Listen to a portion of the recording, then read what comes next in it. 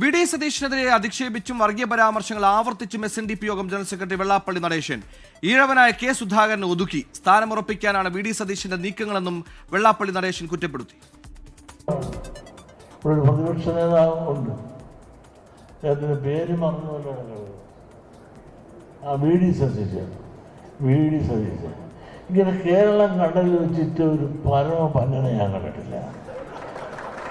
പന്നനെന്ന് തന്നെ ഞാൻ പറയുന്നു. ഒരു പ്രതിപക്ഷ നേതാവ് നിലയിലുള്ള ഒരു മാന്യതയും മര്യാദയും കൊടുത്ത് സംസാരിക്കുന്ന രീതിയുണ്ടാവും. PS അച്ഛൻ ഇവിടെ പിണറായിയൊക്കെ കായികമുണ്ട്, അവിടെ നന്ദയുടെ പ്രായമുണ്ട്, കായികമുണ്ട് വർത്തമാനമൊക്കെ പറഞ്ഞ കേട്ടാൽ അയാളെ കണ്ട് ക്ലിൻ്റനാണെന്ന് തോന്നുന്നു. ഈ തറ എനിക്ക് വയസ്സ് 88 ഉണ്ട്, 89ാമത്തിലേക്ക് പ്രവേശിക്കാൻ ഒരു മാസം കൂടിയുണ്ട്. ഞാൻ ഒരുപാട് രാഷ്ട്രീയക്കാരെ കണ്ടിട്ടുണ്ട്. ഇത്തരം തറ പറയുന്നൊരു വീഡിയോനെ ഞാൻ ജനിച്ചു കണ്ടിട്ടില്ല. മാത്രമല്ല ഒരു വിരോധി.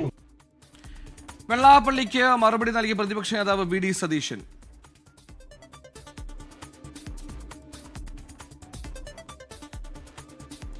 രാഹുൽ വിജയൻ വാർത്തയുടെ വിശദാംശങ്ങളുമായി ചെയ്തു. രാഹുൽ, വിവരങ്ങൾ.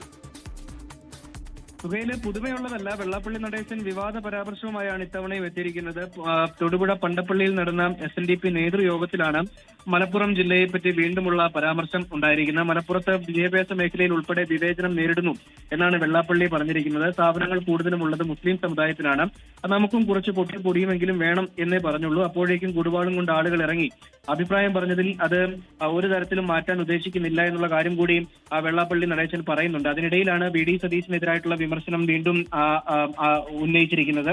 ഇതുപോലെ വളരെ മോശമായ രീതിയിലുള്ള വാക്കുകൾ ഉപയോഗിച്ചുകൊണ്ടാണ് വി.ഡി. സതീശനെതിരായിട്ടുള്ള വിമർശനം ഉന്നയിച്ചിരിക്കുന്ന ഈഴവ വിരോധിയാണ് വി.ഡി. സതീശൻ എന്നടക്കമുള്ള കാര്യങ്ങൾ പറഞ്ഞിരിക്കുന്നു. മാത്രമല്ല, ഈഴവനായ കെ സുധാകരനെ ഒതുക്കി തന്നെ കണ്ടെടുത്താൽ കണ്ടൂടാ എന്നതടക്കമുള്ള കാര്യങ്ങൾ ചൂണ്ടിക്കാണിച്ചുകൊണ്ടാണ്, അല്ലെങ്കിൽ അത്തരത്തിലുള്ള പരാമർശങ്ങൾ നടത്തിക്കൊണ്ടാണ് ഈ പണ്ടപ്പള്ളിയിൽ നടന്ന SNDP നേതൃയോഗത്തിലും വിവാദ പരാമർശങ്ങൾ ഈ SNDP യോഗം ജനറൽ സെക്രട്ടറി വെള്ളാപ്പള്ളി നടേശൻ നടത്തിയിരിക്കുന്നു എന്നുള്ളതാണ് വളരെ പ്രധാനപ്പെട്ട കാര്യം. ശരി, വീണ്ടും ഇത്തരത്തിൽ വിദ്വേഷ പരാമർശം നടത്തുകയാണ്. സാമുദായിക വിദ്വേഷ പരാമർശങ്ങൾ നടത്തിയിട്ടും വെള്ളാപ്പള്ളിക്കെതിരെ ഒരു കേസ് പോലും എടുക്കുന്നില്ല എന്ന ആരോപണമടക്കം ശക്തമാവുകയാണ്. രാഹുൽ, അതിനിടെയാണ് ഇപ്പോൾ കോൺഗ്രസിനെതിരെ പ്രതിപക്ഷ നേതാവിനെതിരെ ഒരു ആരോപണം. അപ്പോൾ ഈ CPM, അതായത് ഇടത് സർക്കാർ വെള്ളാപ്പള്ളിക്കെതിരെ ഇത്തരത്തിൽ വിദ്വേഷ പരാമർശം നടത്തുമ്പോഴും കേസെടുക്കുന്നില്ല എന്ന ആരോപണം വീണ്ടും ശക്തിപ്പെടുത്തില്ലേ ഈ ഒരു ഘട്ടത്തിൽ കൂടി?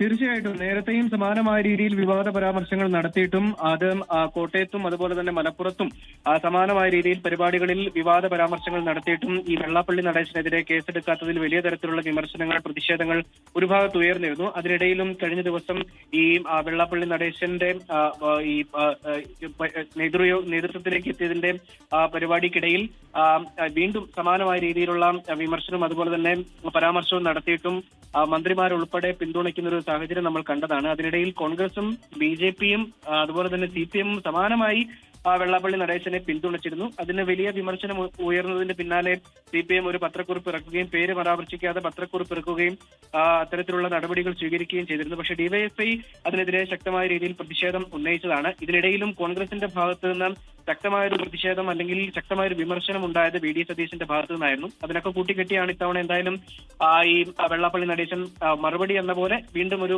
വിവാദ പരാമർശം നടത്തിയിരിക്കുന്നത്. എന്തായാലും ഇതിൽ കേസ് എടുക്കാൻ വേണ്ടി എന്തുകൊണ്ടാണ് താമസം എന്നുള്ള ചോദ്യം വീണ്ടും ഉയരുകയാണ്. അതിനെതിരായിട്ടുള്ള നടപടി ഉണ്ടാകിയില്ലെങ്കിൽ മറ്റേതെങ്കിലും തരത്തിലുള്ള പ്രതിഷേധങ്ങൾ ഉണ്ടാകുമോ എന്നുള്ള കാര്യം കൂടിയാണ് കാത്തിരുന്ന് കാണേണ്ടത്.